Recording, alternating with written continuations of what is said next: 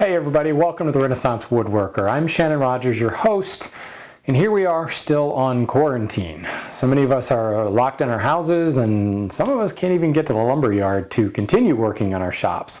So what better time to do some little projects that may use up some scrap wood? I don't know about you guys, but I often will run across this special piece of wood, and I don't care what size it is, it gets set aside knowing someday I'll make something cool out of that. Case in point, this weird looking shaped piece actually was a cutoff from something I picked up at the lumber yard, and it's got crotch figure down the front of it. It's a really very pretty board. So I am, now that I'm preparing for triathlons, I'm spending a lot of time on both my road bike, my Peloton spinning bike, on my treadmill, and up until things got closed, a lot of time at the swimming pool. So now that we are on lockdown, I'm spending even more time on my indoor spinning bike and on my treadmill.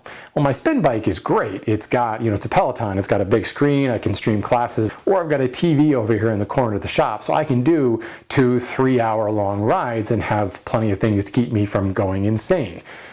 My treadmill, on the other hand, not so much. This is my treadmill, and it's just one room over from my shop, a laundry room and then the shop. Well, as you can see, I've just got a nice blank wall. And when I stand on and run on this, I'm staring at a blank wall the whole time. Now, I've been streaming running classes via the Peloton app on my phone or my tablet, but that's down here. There's a little shelf on the treadmill itself, and it actually promotes very poor running form for me to be looking down at that, because when I drop my head, my shoulders start to slump, my back doesn't go straight, and I end up with really, really bad running form that can cause injuries. So I've been really focusing on running tall, keeping my shoulders up, moving my arms, and keeping my head up so that I don't screw up my running form, my cadence drops, all that bad stuff happens. So I'm staring right about here a lot. We're talking hour-long, 90-minute-long training runs, staring at the wall. Now, I can listen to music and that works, and that's okay for some time, but I've got great possibilities to watch some stuff. But I think it's a perfect opportunity to build a small shelf that I can put my tablet on, and I can continue to watch things, or I can even watch the Peloton class that I'm streaming. So that's what I'm going to build today, and I'm going to build it out of that piece of crotch walnut. So here's what I'm thinking. This is a unique board, so I want to maximize its use as much as possible. So first thing I'm going to do is actually resaw it so that I get two boards from the same board. And frankly, it's just an excuse for me to use my favorite tool, my frame saw. Now, many years ago, my buddy Mark over at the Wood Whisperer built a wall shelf that kind of had this central spine, if you will, and several shelves dadoed into it. And that's going to be my inspiration for this piece. But one of the things you didn't see when I was standing there in the treadmill is that wall I'm facing is not actually flat. It actually has an inside angle to it. I don't know what the angle is. I'll capture it with a bevel gauge, but it's pretty shallow. It's probably a 20-degree or less angle. So by ripping off a strip from the back, I can then rip that in half, bevel the edges to create that angle, and the spine will nest neatly into the wall. Then I can mimic the angle on the back of the shelf, dado it into the spine, and I've got this kind of cool shelf that nests neatly into the inside angle. But first things first, I got to resaw this guy. So I've marked a pencil line all the way around the board, about 1 inch in from one edge. The total piece is about 2 1/4 inches thick. I'm going to create a starter kerf with my regular 5 points per inch saw.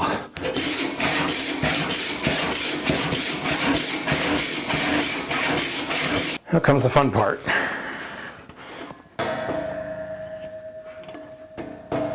Tighten this guy up. Give the blade a little bit of wax.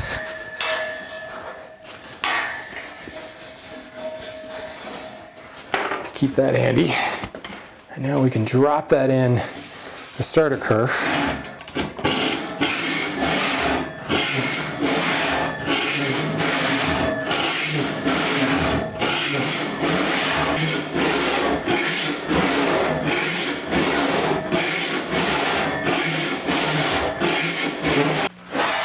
Okay, I think I've connected, although I didn't come together as cleanly as I wanted to, so that's not the end of the world, but I'll have a bit of a flap to clean up there, but still, once I clean up that little divot, I still got plenty of material to play with here.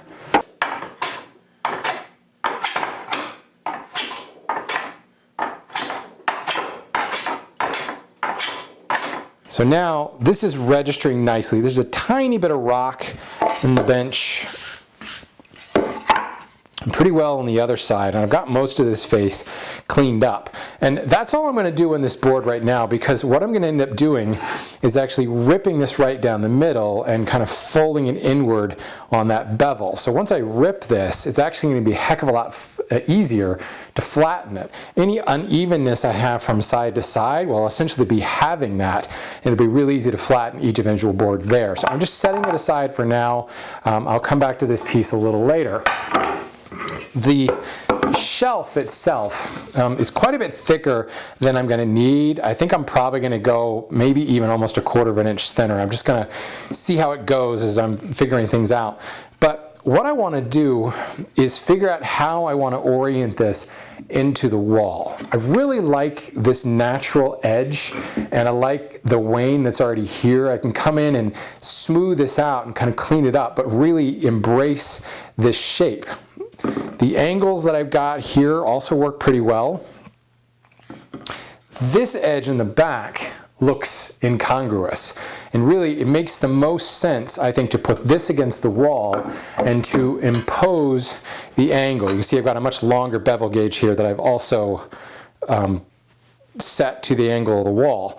And I think putting the angle back here makes a lot of sense, rather than we sacrifice these more natural edges we have up front. I've got this straight edge here, and I think what I don't want to do is orient the straight edge so that it's straight out from the wall. That's just going to make it look even more man-made. But this curve here in this little apex, I think, is something that we can play with. If I orient this curve kind of directly opposite the corner, then I get a much more natural looking shape. Let me grab a white grease pencil here, it's easier to mark on. So just kind of roughing this in right now. But if that now is the wall, and let me flip this around towards the camera, and the iPad would sit kind of with this being the center front of the shelf. And there's going to be some space on either side of it, which is actually pretty good. I could, put a water bottle there, or all kinds of other things that I could do. But now I think I like that look, and I could undercut this edge a little bit to kind of match the wane we have here. So the reason I'm going through this now is this angle, the part that I'm actually going to cut off, is actually going to make it easier to flatten. This is a high spot on the board.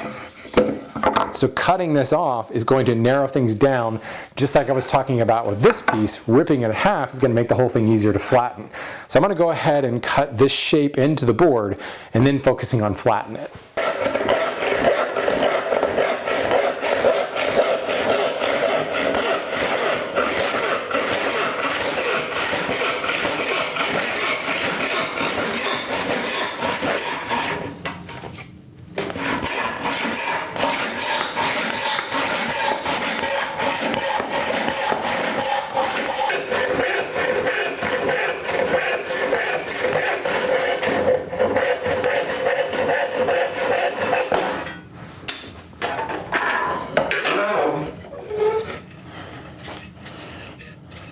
Now I'm just going to come back and flatten these sawn faces and match my bevel angle.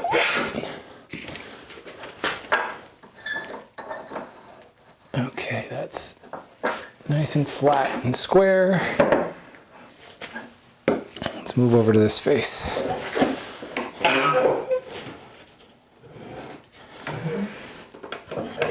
This is definitely not square.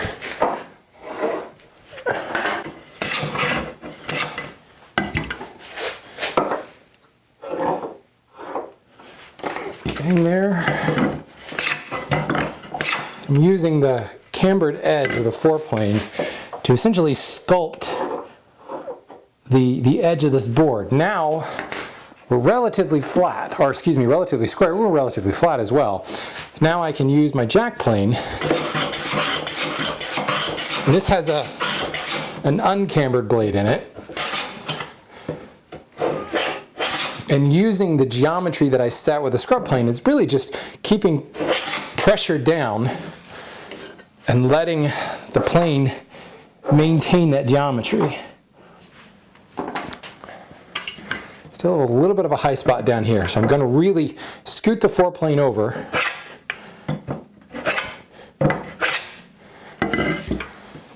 Knock down just this edge.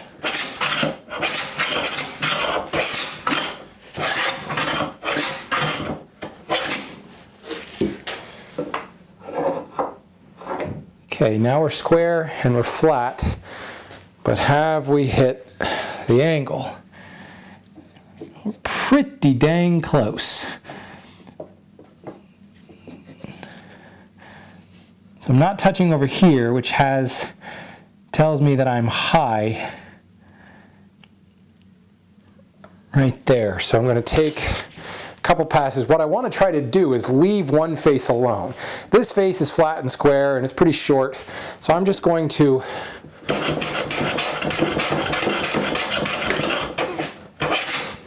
take off some wood kind of right at the angle.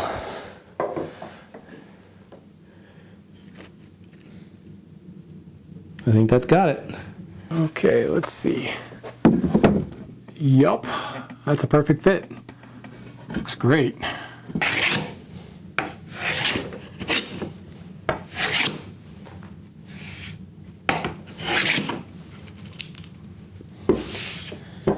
Okay, just really some spot planing with my smoothing plane. You know, a couple areas where it's skipped, I just wanted to rely upon the smaller sole just to clean up and see what I'm going for. And I mean, look at that. It's gorgeous. And you know, there's some plane tracks here and there that need to be cleaned up. I'll probably end up scraping this surface because the grain moves all over the place, but this is as flat as it needs to be. It is not flat. There's a high spot over here. There's a bit of a bump right in there, but for the purpose of a shelf like this, there's no reason to do any more work.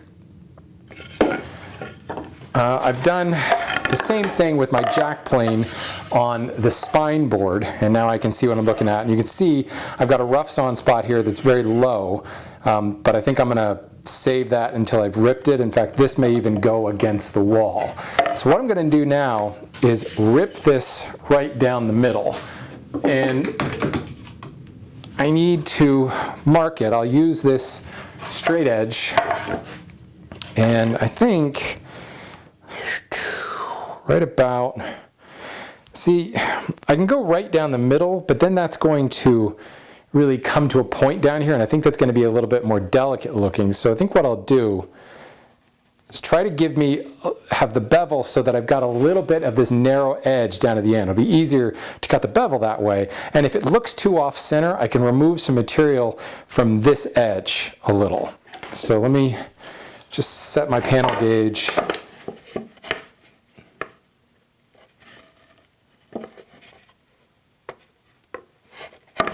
That mark.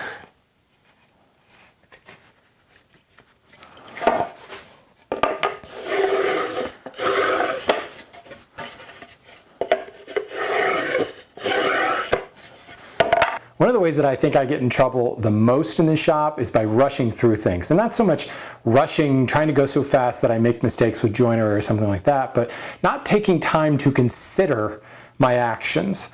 And I was just saying, this line is offset and I can remove some more material over here to even that out.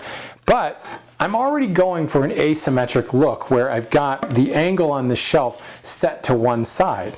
Well, if I actually line up that angle right there, the shelf is weighted over to the right-hand side. Well, there's also more of the spine to the right-hand side, and it kind of balances out that symmetry, or asymmetry, I should say, and it looks a lot better that way. Whereas if it were perfectly even, I think it would look a little too light on this side, on the right-hand side of things. So I think I actually like it that way. But when I cut the bevel, I can make a decision from there. As I said, it's relatively easy to remove that material. But just taking like 5 minutes to kind of step back and look at this and just imagine how it all goes together can really prevent you from making a mistake with a design. Moreover, an execution mistake that I was just about to make wouldn't have been the end of the world, but it would make my life a lot harder. Rather than ripping this apart and setting the bevel, I think what I'm going to do is go ahead and cut the dado that houses the shelf. While it's all one piece, it makes much more sense to cut that dado than to rip this in half and try to create two identical width dados. That's just silly. So I'm going to cut the dado, then I'll rip it apart. I'm kind of playing around with where I want to put the shelf, and just naturally my eye kind of falls right about there. Also, there is a knot right here that would make cutting the dado through there kind of a little bit more difficult. But just figured I'd pull out the dividers, and I just kind of looked at that and said, you know, that looks to be about 2/3. The eye says that's about 2/3. That's particularly pleasing. So I figured what I would do is actually divide this up into thirds, and sure enough, 2/3 is right there. So I'm going with it. Now, I've gone ahead and I've jointed this edge over here, so this is my reference edge, and I'm going to lay in a knife line for my dado. Now I'm going to create the little V groove here. Some call it a knife wall, some call it a first-class saw cut. I call it something that makes it easier to register my shelf in while I mark the other side of it. I've got this whole thing hold fastened in place so it doesn't slide around on me. I'm going to take the longest edge as my reference and kind of angle it and drop it right up to that knife wall. Now bringing my square to the other side of things, hold that in place, and I just want to double check that I'm tight up against the wall of my dado. I can move that out of the way and knife in the other side.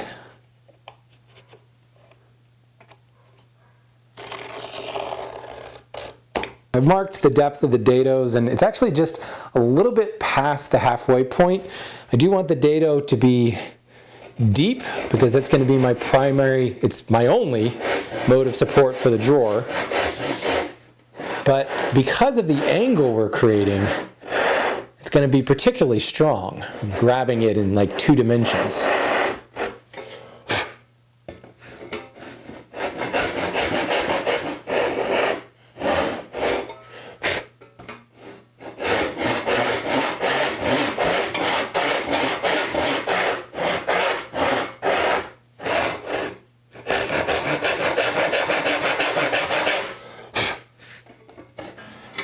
Okay, we're to depth on both sides. I'm going to drop the saw in, and I want to feel if it's rocking at all. There's obviously a little high spot there, so I'm just going to use the toe of the saw and kind of hollow that out. And the other thing you want to do is make sure all that sawdust is out of there. So I can drop the saw in and pull it back towards me, and it pulls a lot of the sawdust out, which can be causing that rocking as well. Now, firmly in place so we know we're at depth. Now to repeat the whole thing on the other side.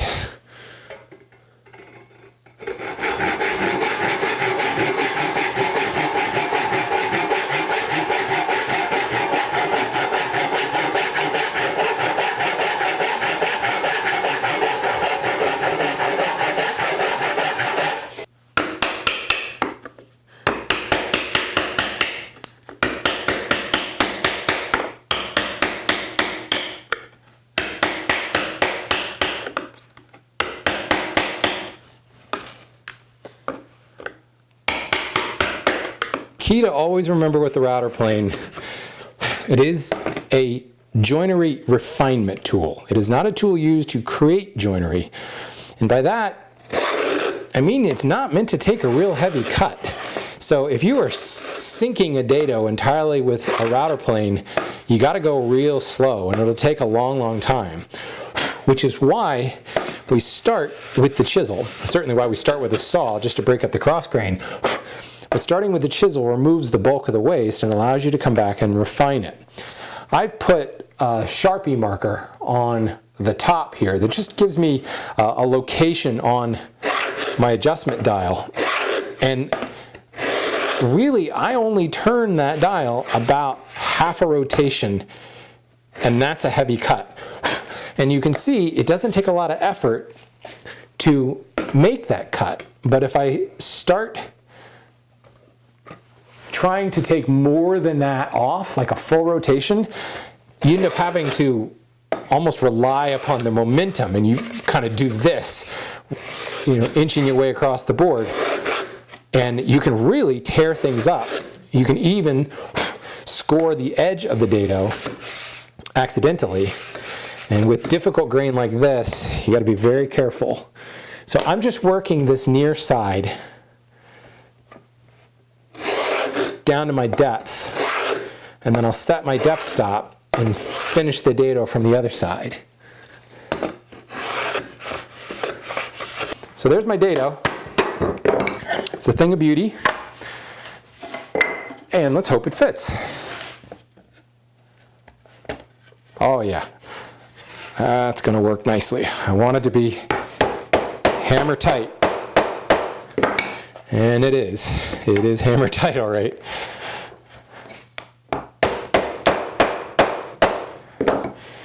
Beauty.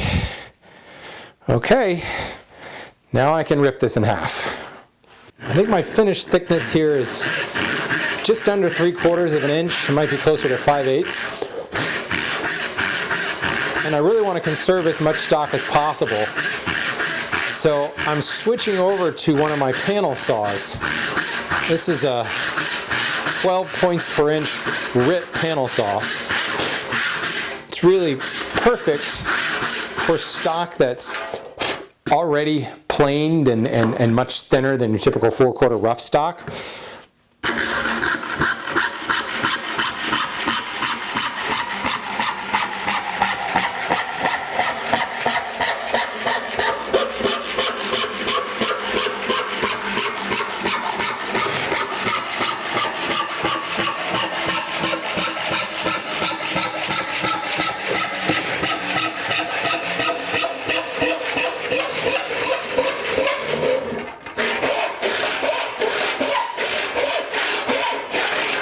So these I want to fold inward, so I need to remove material from this leading edge. So what I'm going to do is just kind of scribble a little bit on the edge just to remind myself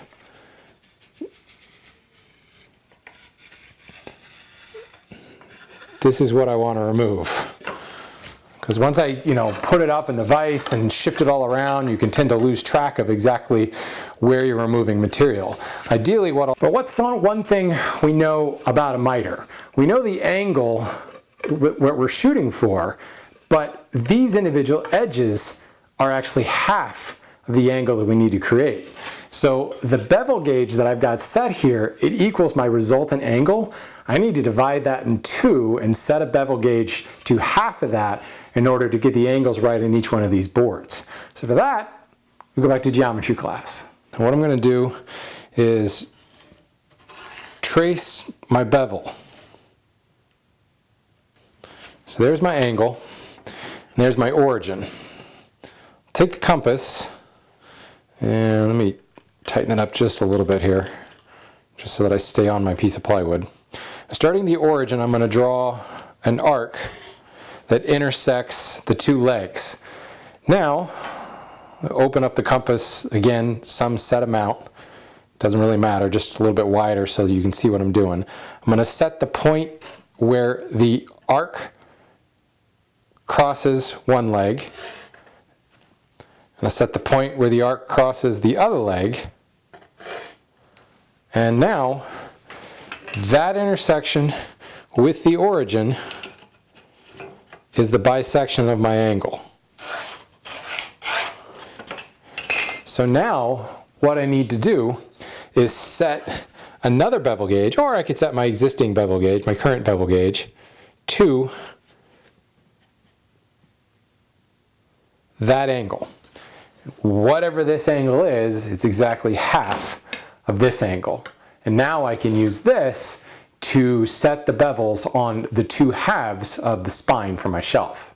So here, I went ahead and just jointed the edge, and I kind of sort of leaned to one way to kind of start the bevel already. But the key is I've jointed it and I've got at least a flat surface that I'm working from, so I don't have to worry about flattening it, I just have to worry about changing the geometry.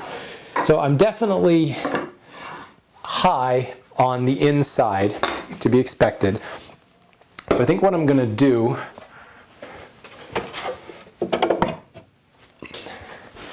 use my foreplane, and I'm going to scooch it over to the right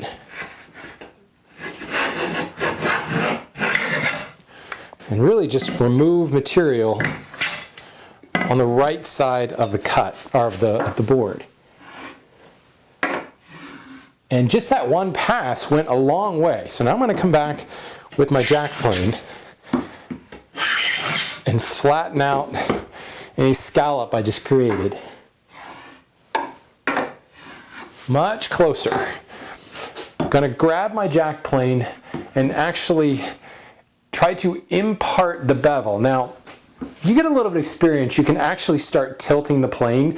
The problem is when you tilt the planes, you really don't have very good control. So you might get the bevel good for part of it, and then it might slip on you in the second part. Where you can get a little bit more control is actually skewing the tail and letting the weight of the plane impart more of a bevel.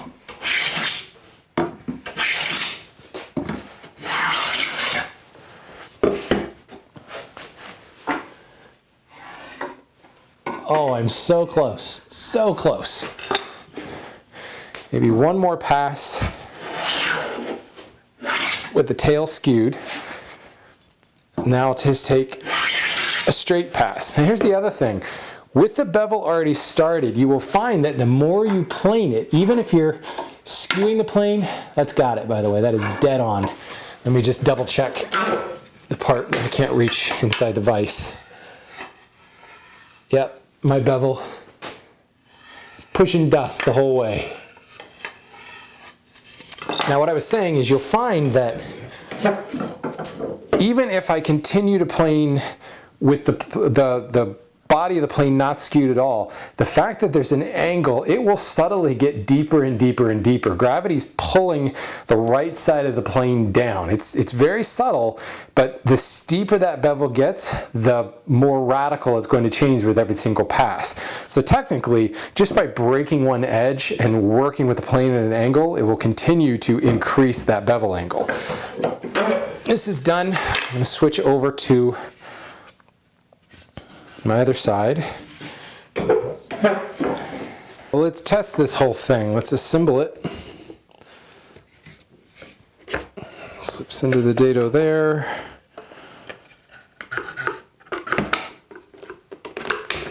And we slip into the dado there. Let me just cinch everything up. And we can pull that miter tight, and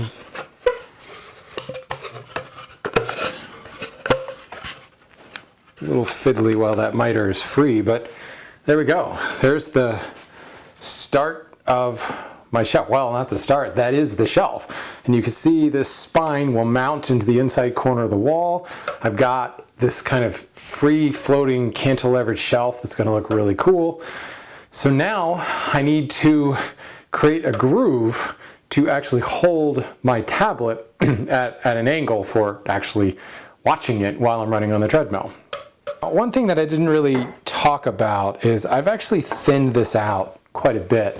It started at about a little under 1.5 inches thick, and I really didn't like it. It was just too chunky, and kind of the light cantilever design didn't work because this was so thick.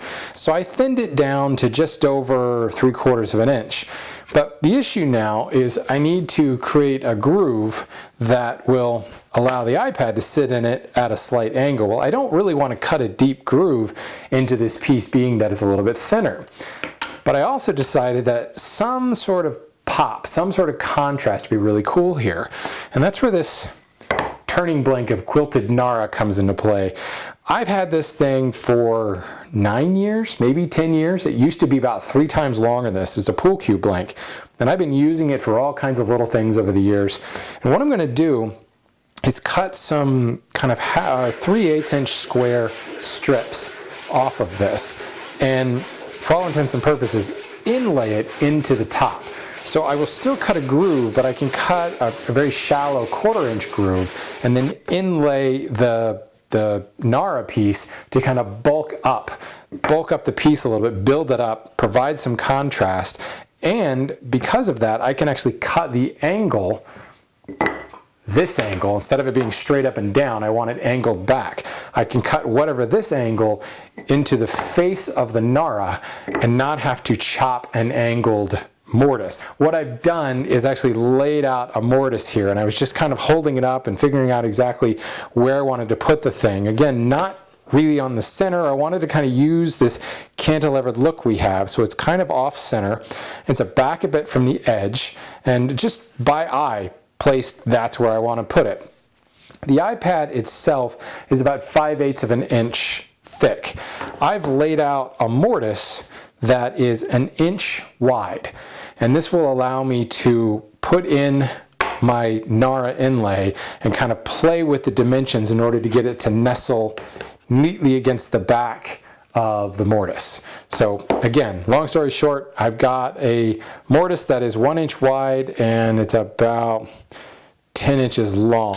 That's what I need for my old school 1st generation iPad here. First thing I want to do is just outline ever so slightly, but just kind of sever the fibers around the perimeter. And this is the pencil line that I've already created.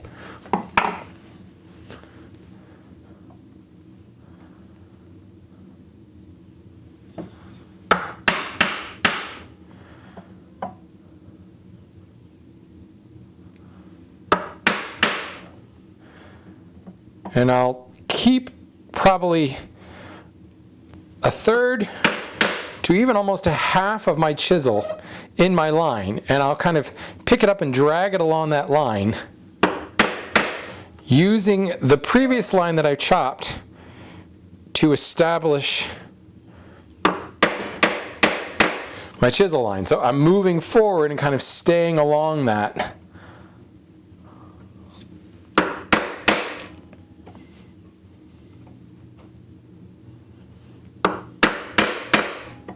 Now I'm going to use my 1 inch chisel and treat this like it were a mortise, but a very shallow mortise. I'm going to move with the bevel, so the bevel is facing the direction that I want to go. Again, just like you were chopping a mortise. And I'm just perforating the walnut in between my lines that I previously scored. And technically, I don't need to score these lines along the long grain because of the way I'm chopping, but it's just going to make for a cleaner surface to have done it that way. Moreover, this crotch grain, the grain is a little unpredictable. So I don't want to assume that everything's just going to sever cleanly along the fibers.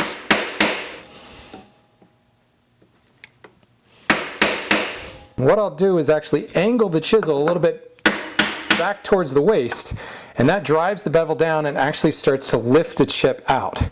So I'm going probably maybe 1/8 of an inch deep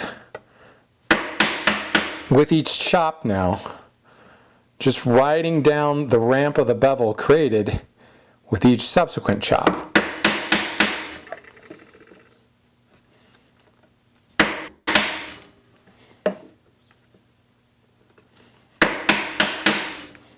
Make sure you've got some safety goggles on at this point, because now I'm going to come back right down the middle and start chopping. And there's every chance that stuff's going to start flying. And depending on which way you've got the bevel facing, it's liable to fly right up in front of your face. So just be aware of that. I'm just kind of making Swiss cheese, essentially. Perforating up the waist. The more I can knock it into little tiny pieces, the easier it will be to pop it out of there.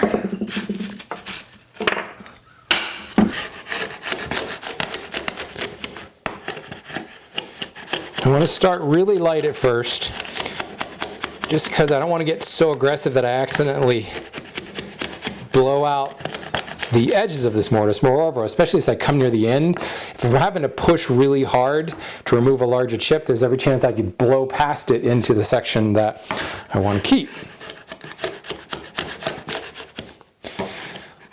I also want to take a second to throw my love of round bench dogs.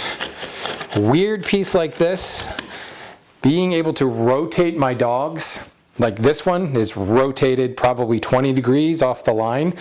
I've got this one rotated to match, plus I've got wooden dogs, so I cut a V-notch in here. It cradles this corner, and then just using one of these little Veritas eccentric cam dealies and a little bit of scrap wood to take up the distance between the dog holes, I'm able to, well, there we go. I'm able to clamp this very firmly in place. It's not moving at all. Frankly, even without that, because I've got this V in here holding it in place, and this dog hole rotated, or this dog, I should say, rotated at an angle, it's all very firm. It's got 2 points there that make it super strong. But the cam action in here just holds everything very firmly in place. So with the recess cut, now I get to move on to the fun part, kind of play with this design a little bit. I need to inlay the supports. The recess is only cut 1/4 of an inch deep, and as I said, I cut it wider to allow for inlay of this blank of quilted Nara on either side of it. So I went ahead and I sawed a strip off this blank. I sawed a strip that's about 3/8 of an inch thick. Now the blank itself is 2 inches, so what that leaves me with is this 3/8 inch thick by 2 inch wide strip of Nara. I've gone ahead and planed it down, gotten it flat on both faces, and I marked the length to match the recess, shot the Nara blank so that it perfectly fits inside my recess. Then I've gone ahead and I've cut a 5-degree-ish, I just kind of eyeballed it, but it's about a 5-degree angle on one long edge of the Nara. And what that allows is for it to sit in the recess at an angle. And even though the walls are square on the recess, this is kind of leaning back into the wall, and it fits very nicely and closes up the gap, and it imposes the tilt I want on the iPad by using the inlay itself. I've got such cool figure here. I'm actually going to lay it down flat. I'm not going to trim this anymore. I've cut that 5-degree angle on the back face, and I'm actually going to glue it to the surface. So now what happens is the tablet drops in and it's held in place. Instead of just a tiny little bit, I've got more of this cool figure, and I get to see it in 2 dimensions. I really kind of like that look. So I'm going to go with that. It means that I ended up cutting this recess wider than I needed to, and I don't know, I kind of like it. I've done some shaping, just some freeform shaping to kind of taper the ends. I think I'm going to come back and taper these ends down so it kind of blends into the surface a little bit more, to mimic what I've got going in the background, so it's not quite so chunky. I don't want it to be so soft that it, I'm not trying to make this look like it grew out of the walnut. I'm obviously going for a contrast here. So essentially just have softened all of the leading edges a little bit more than, a chamfer would do.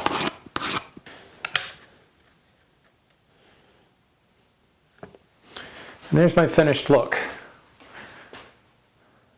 So I can really see the curl. I can see the curl wrapping around the face. I like that so much better than just the skinny little edge showing there. I'm going to go ahead and glue this up as a separate piece. Not try to do the spine and everything all together. Just get these guys stuck in place first. I'm using hot glue. No particular reason, just because that's what I've got plenty of, and I've actually got a bottle of old brown glue that is going to expire in a month, so I want to try to use it up.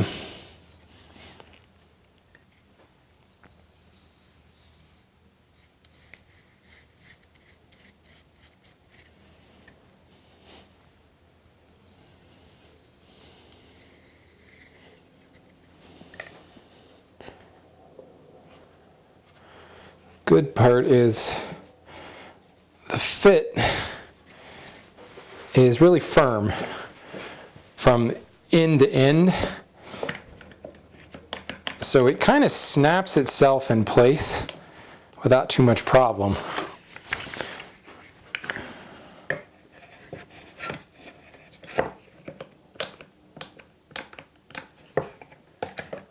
So now it's out of the clamps, and you can see it's a good fit. There's very little play from front to back, so it just drops in and it stays there. It's very firm, very stable. Excellent. Now I've got a little bit of glue squeeze out here that I want to take care of. I mean, certainly one of the wonderful benefits of hide glue is it's, we'll just say, pretty transparent to finishes. The stuff I'm scraping off probably wouldn't affect anything, but large clumps like we see down here, well, that could pose a problem. So I do want to clean those up. To mount this to the wall, I could use like a hidden keyhole fastener or something like that, but because the shelf projects out, I can screw a mounting hole through the spine directly below the shelf. And I'll do it on both sides of the spine, because I've got a stud right at that inside corner there. So using 2 screws, straight through and into the stud, will hold it plenty firmly for, you know, a light duty shelf like this. And I'm going to use a really small head bronze decking screw, so the head itself is going to be nearly invisible. But then once you've put the shelf in place, and the shelf's going to cover all that. So I think, you know, I thought about using a keyhole fastener and mortising into the back, but honestly it's so much easier to do it this way. Now before I glue this up, I'm going to drill a couple of countersunk holes through the back here. These will allow me to screw into the shelves. And this is less about holding everything together and strengthening the dado, because that dado is really well fit. And because I've got this angle going on, it's going to be even stronger. But one thing this will do is make for clamps. Makes it super easy to hold everything together when I've got glue on. I can screw these in, clamp it up tight to the drawer. You also notice that I put some packing tape on the back of this to hold the miter tight together on the back, and that makes things a lot easier to install as well. So I'm going to fit the shelf in place. Last thing I'll say about the screw holes is it also helps locate the shelf. Because I've got this inside corner, it's relatively easy to line the whole thing up, but with the screws, it's going to make that alignment even easier to pull off.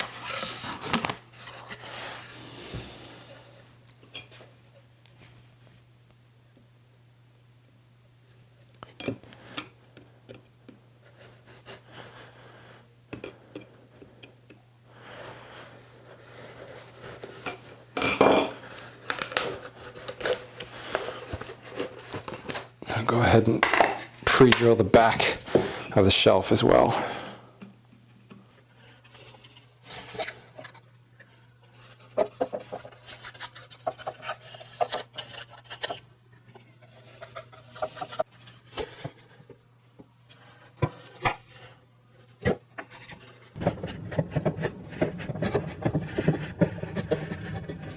Okay. So So then down here, such a weird surface. Best thing for this is rubber bands.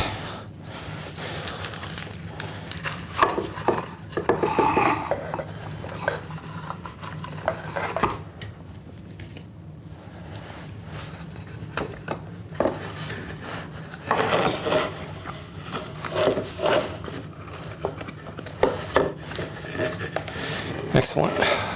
Solid clamping pressure. So I've taken the last rubber band off, and there's the finished construction on my shelf.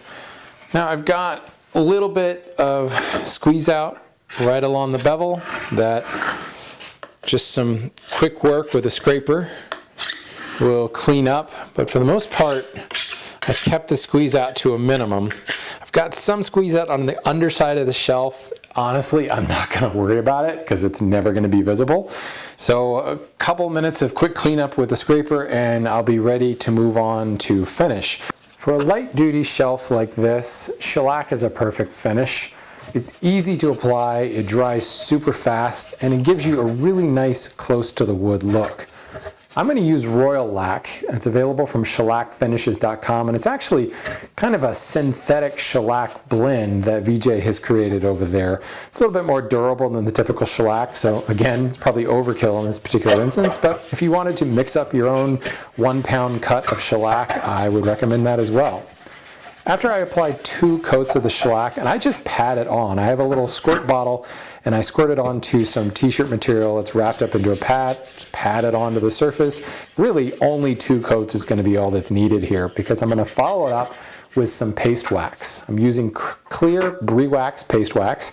I just wipe it on with a bit of the same t-shirt material rag. I actually keep it in the can, give it 10-15 minutes to dry, and then I'll come back and buff the surface with just some shop towel to get the shine that I'm looking for. Kind of a nice, soft, matte finish with a little bit of glow coming out of it. This looks great. It's time to install it. With the holes pre-drilled and these self-tapping deck screws, it just kind of eats right into the wall paneling and the studs underneath it. Ideally, the bevel kind of self-centers, assuming that this bevel line is plumb, and it wasn't. As I showed the level to it, I quickly adjusted, but it was just a little bit off. So now it's nice and level. And there she goes. Mounted nicely. iPad drops right in. And now I can run nice and upright, good form, and I can watch, whether it be the running class I'm taking on the Peloton app or something on Amazon Prime or Netflix. And it's definitely going to make my longer runs while I'm sheltering inside a lot more enjoyable. And I think that's the key. I've had a lot of questions in the last couple of videos I posted about the weight loss. And for those of you who just don't care, the video's over. The project's over. Here it is. It looks beautiful. I'm happy with it. But for those of you who have been asking, it's been a long process. It's been about 2 years to shed more than 110 pounds. There is no secret. It was a lot of exercise and eventually a lot of altering my nutrition, a total lifestyle change. The catalyst was I was just tired of being out of shape. I've always been an active person. I was into rock climbing. I raced bikes when I was in high school and college. I did everything, kayaking, hiking, climbing 14ers when I was in Colorado. And I didn't like that I had lost that part of myself. I had some great gear, but I didn't have the physical fitness to deal with it. And I just decided it was time to fix it.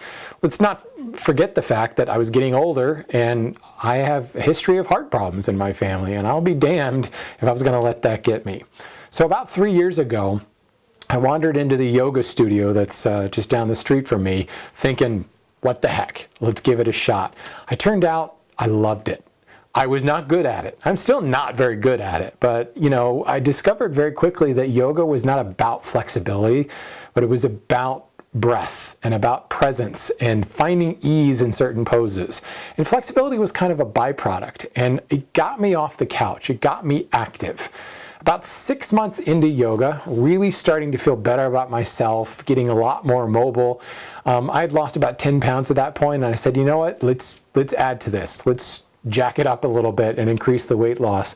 And this product called Peloton came into my life. If you're not familiar with Peloton, it started out as a spin bike that's got a big 32-inch screen on it, and they stream live classes, or you can take on-demand classes.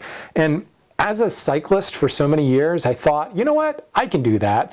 I looked at the hardware, quickly discovered it's a very nice spin bike, like some of the nicer hardware that I've seen.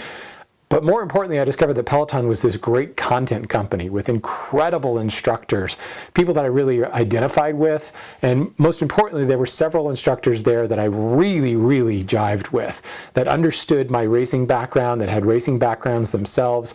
And that got me hooked, got me addicted. And it goes back to doing things that you enjoy. If you don't like going to the gym, don't go to the gym to try to lose weight. If you hate riding a bike, don't ride a bike to lose weight. If you hate running, etc., you got to find something that you enjoy. And for me, I love cycling, but it probably would not have been the right move for me right off the couch. Yoga was that gateway that I truly enjoyed. It was low impact, that I didn't hurt myself, and it got me moving again to the point where I wanted more so that I could kind of sate that former dormant cyclist in me. I've now ridden, more than 1,800 rides on my Peloton. I have not missed a week of working out on my Peloton in more than 2.5 years. I think I've probably missed a total of 20 days in those 2.5 years. The metrics are just incredible how I've increased my fitness to the point where at the end of last year I realized now I was ready for the next step. Truly enjoying what I was doing, still keeping up with the yoga, doing yoga online through the Peloton app, doing a little bit of running here and there to try it out, because you see I've got this treadmill that I bought decades ago. I decided at the end of the year that my next challenge was going to be triathlon. And I began training for a triathlon. I signed up for a turkey trot 5K on Thanksgiving Day and trained for about 6 weeks prior to that on this treadmill to run a 5K. I had the physical fitness, I had the heart health, but I did not have the joints and the ligaments in shape for running. So it was a tough 6 weeks. I ended up doing a personal best on my 5K. I ran it in 24 minutes and 20-some seconds, which just blew my mind that I could ever run that fast. I've always been a 10, 11-minute mile guy, and here I am running, a sub-9 mile on this event. And it really got me excited to tackle triathlon. So I began training in the pool. That was interesting, having not swum since high school. I began doing a lot more runs on my treadmill and outside, upping my training on the Peloton bike, but then also getting my road bike out, dusting it off, overhauling it, cleaning it up, putting some aero bars on it, and getting back out on the road. And in the middle of February, I did my very first triathlon. It's what's known as a US Tri-60. It's sanctioned by the United States Triathlon Association. And it's an indoor event where you do a triathlon for 60 minutes. And it will vary from one event to the next, but they all end up being 60 minutes. This one was 10 minutes in the pool, 30 minutes on the bike, and 20 minutes on the treadmill, all again indoors. And your total distance covered over that 60 minutes was your result. Well, I won.